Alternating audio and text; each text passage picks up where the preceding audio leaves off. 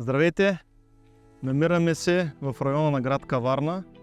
Днес сме дата 14 октомври 2023 година. Извършваме сеитба на пшеница при наши клиенти и добри приятели на стърнища Царевица и Слънчоглед едно до друго. Правим доста добър опит, който ще се наблюдава близките 9 месеца какво се случва с развитието на пшеницата, която посяхме.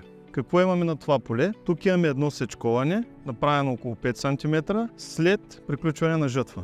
Никаква друга обработка не сме направили. Представяме ви сеялка Мизури Протил 4-метрова, която е доста известна на пазара в цял свят и тепърва ще започне да бъде известна в България. С какво е характерна сеялката? Започваме от това с диск, който разрязва почвата. След самия диск имаме крак, работен орган, който работи максимум на 25 см. Минимума е 15. Зад самия крак можем да поставим два вида гранулирана тор, каквато ние решим. След като сме поставили с вертикално положение турта, минаваме с претъпкващо гумено колело. Оттам ние имаме работен орган, който изсява самата пшеница. Към самия работен орган имаме монтирани два маркуча, от които през единия минават семена, а през другия може да мине микрогранулат, какъвто реши клиента. И в края имаме претъпкващо колело.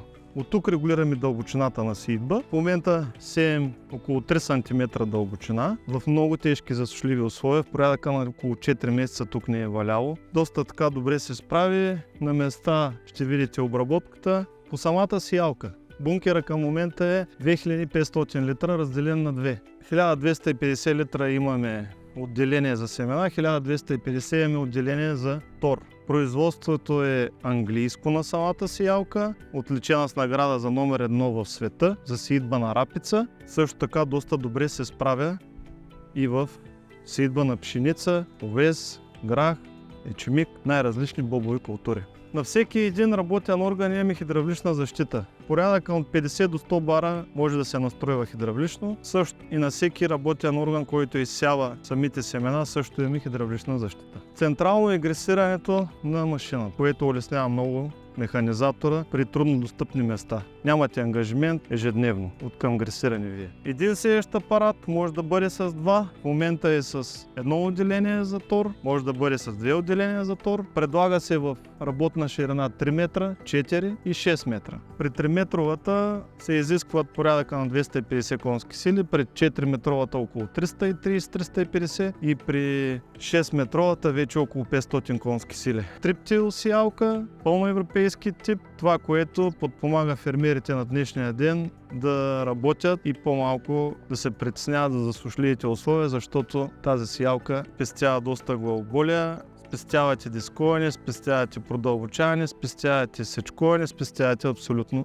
всичко. Но това си е цяла технология, която ще разказваме напред във времето, ще наблюдаваме посевите и ще гледаме резултати. Умишлено избрахме този район Каварна, Шабла и Балчик, понеже са доста засушливи условията и от миналата година, от 1 септември до стартиране на жътва на пшеница, порядъка на около 300 литра дъжд, сумарно, наколкото знам от нашите приятели фермери, са ни казали, че е общо количество дъжд, което е доста малко. Затова сме тук, за да бъдем в помощ на всеки един фермер и да решим всички негови проблеми.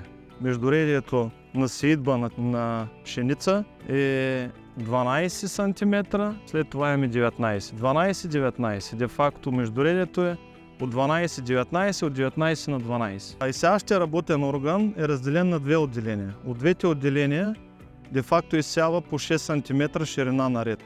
Като ги съединим двата реда, 12 см. 12-19. 12-19. Това е работната ширина и изсяването на семената. Междуредието де-факто. Другото, което е от триточковата анализна система, тази сеялка се прикача към нея сеялка за пролетници. Де-факто ви имате една универсална сеялка. Сеялка и за есенци, сеялка и за пролетни култури.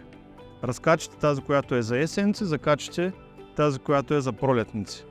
Изцяло е изобъз оборудването и има секционен контрол за сеитба на пролетници. При презастъпване системата изключва сеещи апарати. Използват сеещи апарати на Precision Planting, които са доста известни така на пазара. Има си монитор, който също дава информация при калибриране.